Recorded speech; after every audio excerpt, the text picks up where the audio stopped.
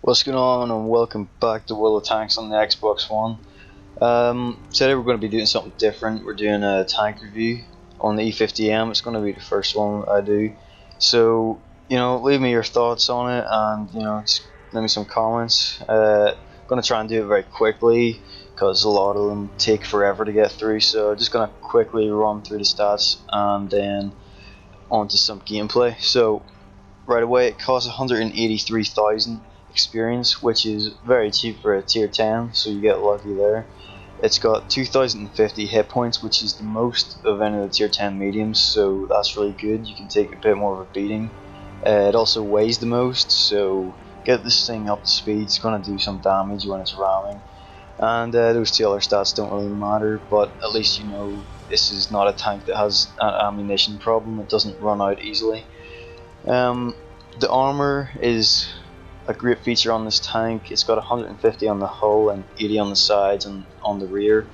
150 doesn't sound that much, but it's really well angled back, so most of the stuff that hits the upper plate is going to bounce. Obviously, if you angle it, it is even better, but the lower plate is a big weak spot, like on 90% of the German tanks, so angling it does help, but covering it up with something is a lot better because it is a pretty weak spot. So front of the turret is 185 and it's 80 on the sides and rear as well. So 185 isn't amazing, but it does have a pretty big gun mantle that's going to bounce everything that hits it.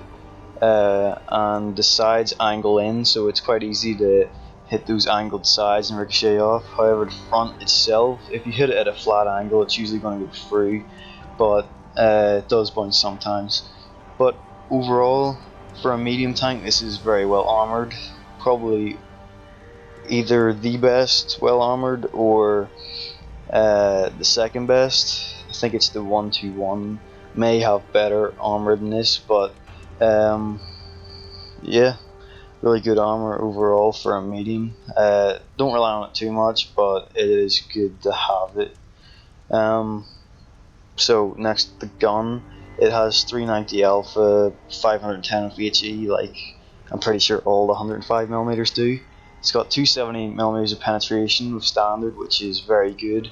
330 with heat, which is amazing.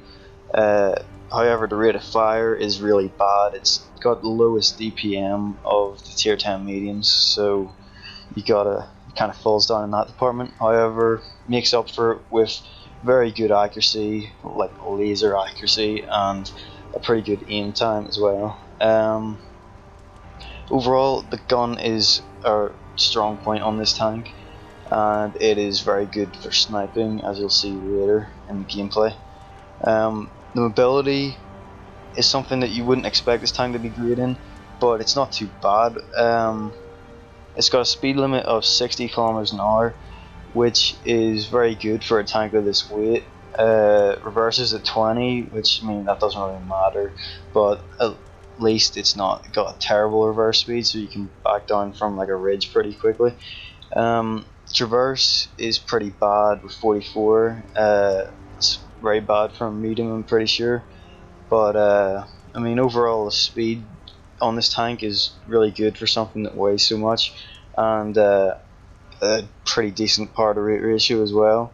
And that's kind of why this tank gets regarded as like the ramming king, because when you've got a tank that weighs 62 tons, if you can get it going 60 kilometers an hour and you crash into someone, it's going to do a lot of damage.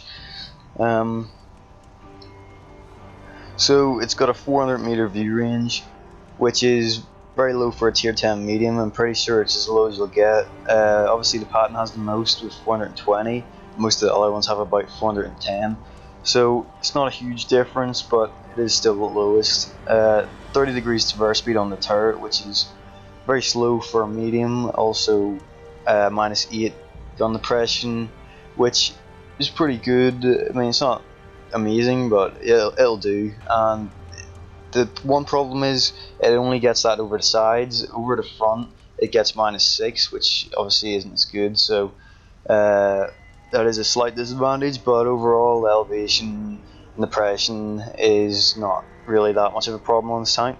The best equipment for setting it up like a normal medium, like I do, just rammer, gunline, drive, and vents, pretty standard stuff. But if you want to set it up totally dedicated towards ramming, you can put a spot liner, enhanced bevel washers, and something else to fill up the third spot, whatever you want. I just chose rammer.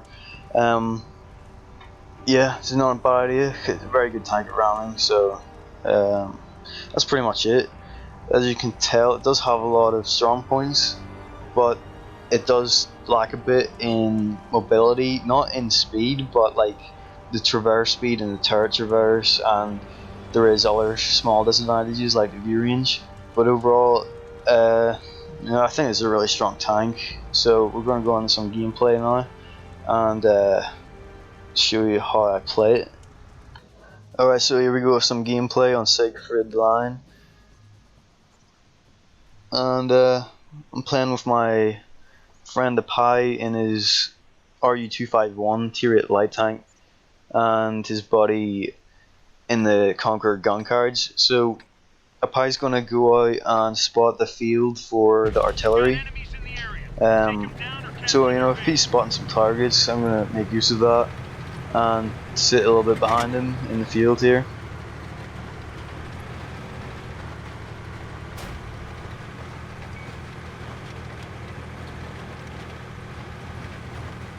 And right off the bat, we lose an M103 to drowning himself in the lake, so not a great start.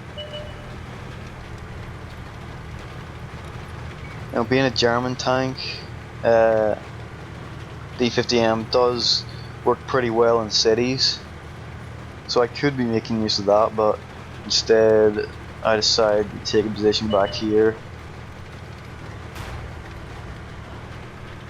This is a really big medium tank, so not got a great camo rating.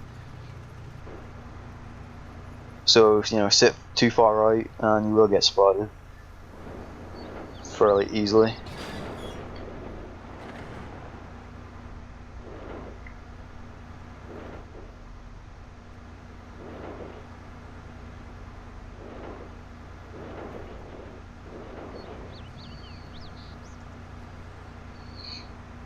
So I did talk about how the gun is really accurate, and you can see here IS-7 550 meters away, and this gun easily able to hit right where I aim and penetrate,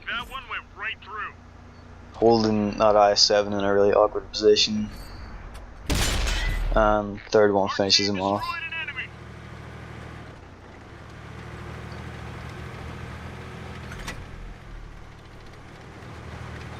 So the E50M does work really well as a sniper tank.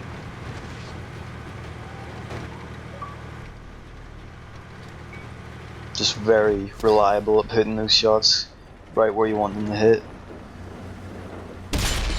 Tiger 2 was spotted through that little gap, so I fire a blind shot and it ends up connecting, so I fire another one and he still hasn't moved. So I got 2 damage hits there, but he wasn't dumb enough to stay there for another shot.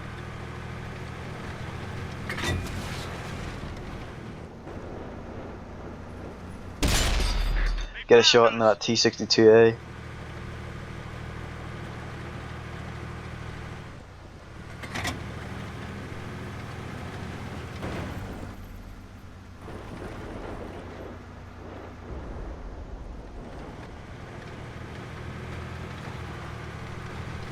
Forgot to say as well, you can see the mobility of this tank,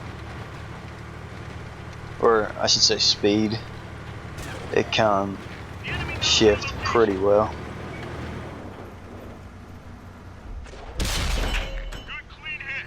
Managed to track that T62A just before he backed in, so a couple of people were able to get some damage on him there before he gets in the cover.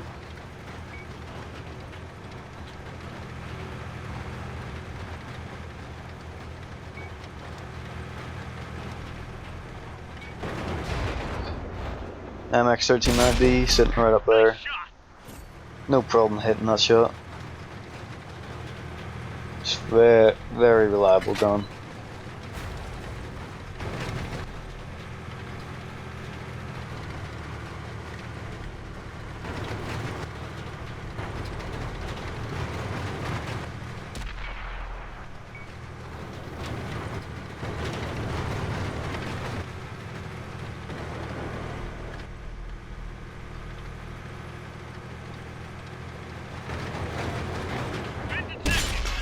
That's the first shot we missed. Didn't get any time to aim out at all, just had to take a pot shot at him and it fell low.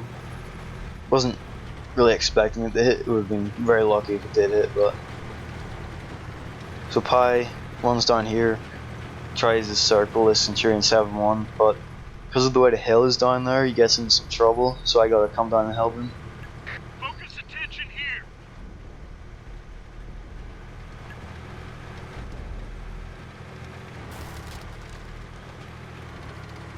And we got a hill here, and we got a 62-ton tank, so it wouldn't be an E50M replay if we didn't absolutely smash this guy with a ram. And we take off a lot of health and then finish him off with a shot. And with that frontal armor, we didn't really lose much health at all, so it's great. And T-54 comes over, basically suiciding to try and kill my friend in his light tank. Tried to block his shot, but didn't work.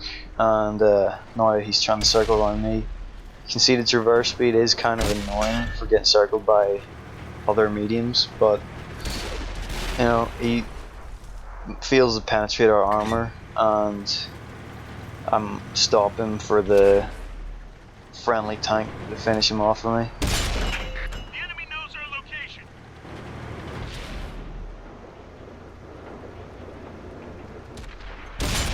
Did the kill shot into that tank destroyer.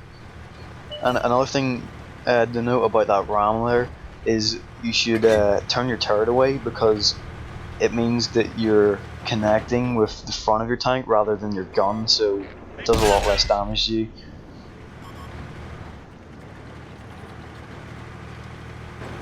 Snapshot that E75 while he's crossing. My friend in artillery was calling for me to blow his tracks off, so I blew his tracks off first shot, but sadly he misses. Keep him tracked anyway, so I can keep hitting him there. He decides to return him this time.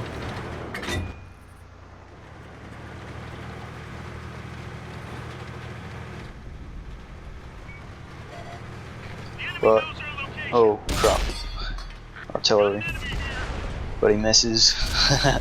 The E75 gets a shot into this, but we can easily circle around him. Juke him a little bit here and put the kill shot into him. So as you can see, I think that game really summed up what this tank's about. You know, it's better showing a game like this than just crazy damage and like 8 kill game that's never gonna happen that often. It's showing what this tank can do on a pretty regular basis. I mean, as you can see, really good sniper, and can, you know, it can brawl as well, and the fact that it can do both is really good. So 5,000, well, about 6,000 damage and 4 tanks killed. I think it was only one shot that actually penetrated us. We only took 2 hits that whole game. But Darn, this tank definitely does help, and you know, it was a high caliber as well. So overall, I think this is a really good tank. If you're thinking about going for it, I highly recommend it. It's definitely one of my all-time favorites, and you know, it doesn't really fail me too often. It's a very reliable tank. So that's it for this review. You know, leave some comments, tell me what you think of the format, and I'll catch you in the next one.